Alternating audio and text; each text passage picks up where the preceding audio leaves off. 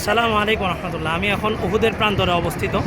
আমার পিছনে যে পাহাড়গুলো দেখতেছেন এগুলো হচ্ছে জাবালে ওহদ, ওহুদের পাহাড়। আর যেই ময়দানটাতে আমি দাঁড়ানো, এই ময়দানটাতে একটা রণাঙ্গন তৈরি হয়েছিল সাহাবিদের যুগে। এটা রক্তক্ষয়ী একটা যুদ্ধ, যেটা বদরের পরবর্তীতেই পরাক্রমশালী হিসাবে এই উহুদ যুদ্ধটা পরিচালিত হয়।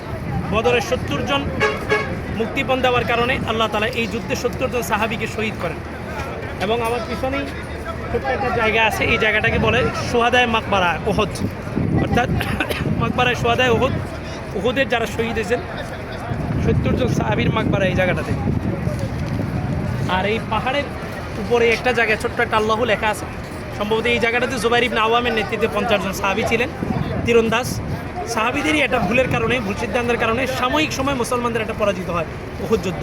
শেষ পর্যন্ত এই ময়দান মুসলমানদের দখলে থাকার কারণে ঐতিহাসিকবিদরা লিখছেন মুসলমানদের উহুদ যুদ্ধে সাময়িক পরাজিত হলেও চূড়ান্ত বিজয় মুসলমানদেরই হয়েছিল।